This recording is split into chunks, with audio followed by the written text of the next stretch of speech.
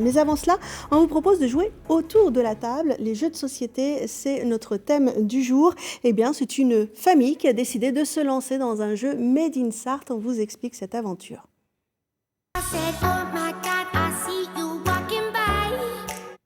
Alors, Tristan Albert, vous êtes papa de 2 enfants. Tout à fait. Et avec votre compagne, vous aimez jouer, on va dire, en famille, mais à un moment donné, vous avez décidé de créer votre propre jeu. C'est ça. Bah, c'est plus quelque chose qui est venu des enfants, du grand Elliot, qui s'appelle Elliot, donc, et qui, il y a quelques années, est revenu avec cette envie de créer lui-même un jeu de société.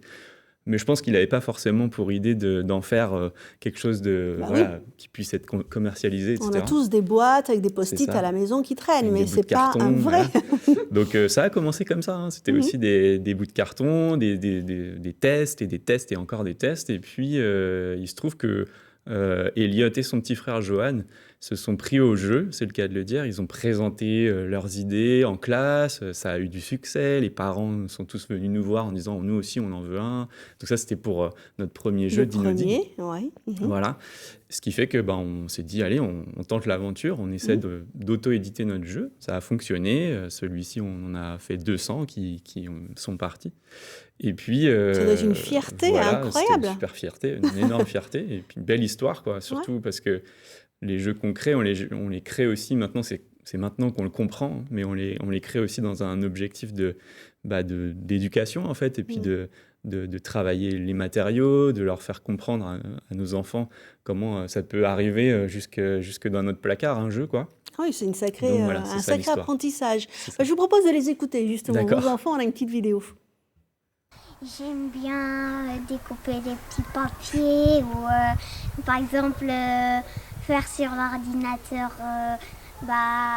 les petits os de dinosaures. Paléo Verso, ça nous a fait découvrir un nouvel univers, donc de dinosaures. Ouais. C'est vrai, on aime bien participer, nous aussi. On aide, on trouve des idées. Franchement, c'est super parce que ça nous fait connaître plus de choses et voilà.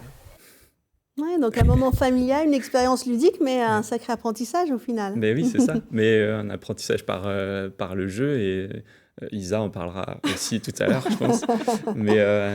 Et oui, voilà, c'est ça. Et donc on a un deuxième jeu. Donc Paléo Verso, toujours sur les dinosaures. Hein. Vous êtes voilà. Peut-être que s'il y en a un troisième, ce ne sera plus les dinosaures. Parce que les enfants ont grandi, peut-être qu'ils ont d'autres centres d'intérêt, il faut les suivre, vous avez raison. Donc là, Paléo Verso, concrètement, ça se joue comment? Parce que ce n'est pas la même chose. Paléo Verso, contrairement à Dinodig, qui était un jeu sur les connaissances, on va dire, scientifiques et populaires sur les dinosaures, demandait de savoir lire déjà, alors que Paléo Verso, on est plus sur un système avec vraiment que des mécaniques, il n'y a pas de lecture. Mais on est sur les mécaniques de la fouille paléontologique. Voilà, paléontologique. Du coup, on va découvrir du vivant. Il faudrait que j'apprenne, moi aussi. Et donc, on a un terrain de fouille. Chaque participant a un petit atelier de paléontologue sur lequel il va pouvoir assembler des ossements et réussir à peut-être mettre des espèces au muséum d'histoire naturelle. Voilà. Pas mal. C'est ça l'idée. D'accord. Ça se joue à partir de quel âge? C'est à partir de 6 ans. Comme on n'a pas forcément besoin de très bien lire, il n'y a pas de questions, etc. Et puis, ça dure combien de temps C'est à peu près une demi-heure. Voilà, ça c'est important pour les parents à savoir. Ouais. Souvent, ils demandent combien de temps ça va durer la partie. Donc, une demi-heure, ça c'est plutôt pas mal. Et du coup, j'ai envie de vous dire, comment vous trouvez le temps d'aller jusque-là? Parce que ça, c'est votre passion, c'est pas votre métier. Non. Vous êtes designer de métier, donc vous faites ça le soir à 23h? Pas mal. Mais les enfants... Et les week-ends. Mais c'est sûr que la partie qui est faite avec les enfants, elle est plutôt dans la conception de départ, les maquettes, les prototypes, comme ils disaient les gars, c'est que on travaille beaucoup avec des petits bouts de papier découpés. Ils commencent un tout petit peu à toucher à des logiciels pour dessiner des choses. Mais ça se fait plutôt effectivement les week-ends. Mais quand on est sur ces étapes-là, l'aboutissement, le financement participatif, etc., là, c'est papa et maman qui bossent le soir et voilà, un peu tard des fois. Je comprends. Alors l'idée aussi, c'est que vous voulez une fabrication sartoise, puisque vous êtes du Mans. Vous avez dit, moi, mon jeu, il sera fabriquer dans mon département. C'était ça, c'est le défi vraiment de Paléo Verso, en plus des autres défis.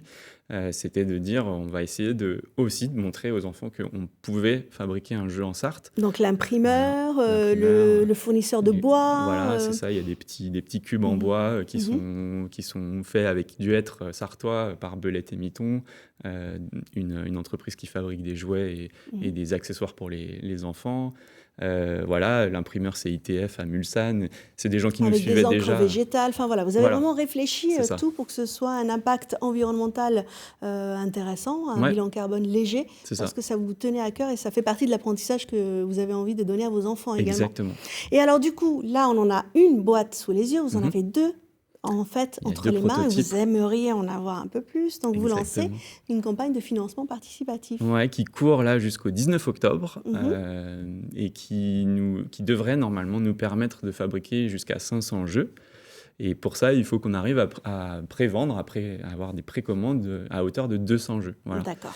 Donc, allez-y. Donc, à vous de jouer à la maison. Voilà, si vous avez des enfants à partir de 6 ans, Paléo Verso, vous pouvez aller sur la campagne Ulule pour participer et préacheter ce jeu. Et puis comme ça, grâce à vous, il y en aura un peu plus qui circuleront en Sarthe et bien au-delà. Qu'est-ce que vous pensez de cette initiative, vous qui êtes une professionnelle du jeu ? Je trouve ça génial à plusieurs titres.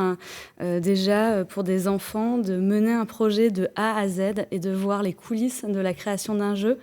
Et voilà, et puis on l'a tous vécu, nous, quand on est enfant, et de mener un projet je sais pas, d'avoir l'aboutissement de fabrication. Je trouve ça génial. Et après, j'ai beaucoup d'empathie parce qu'une campagne Ulule, c'est très compliqué et c'est beaucoup d'énergie. C'est quelque chose qui n'est pas vraiment naturel de faire parler de soi tout le temps. Et c'est ça qu'il faut faire. Et voilà, et donc je vais soutenir. Voilà, je viens de découvrir, donc je suis ravie de connaître. Et aussi le fait de cette volonté de fabriquer en France et de manière locale. Nous, de notre côté, ça fait maintenant 3-4 ans qu'on le fait. Et c'est compliqué aussi de trouver les bons fournisseurs, les bons imprimeurs, de se poser toutes les questions pour que ça soit un tarif assez attractif pour pouvoir le vendre, mais aussi qu'il y ait une empreinte, pour se sentir aligné par rapport à sa création de jeu. Bah oui. C'est tellement plus simple de le fabriquer de l'autre côté. Et ça coûte tellement moins cher. Voilà. Mais là, l'objectif est double. Bravo en tout cas. Très beau défi, Paléo Verso, l'aventure de la fouille. C'est un jeu à partager en famille et entre amis. Vous avez la campagne Ulule pour soutenir cette belle idée sartoise. Bravo en tout cas.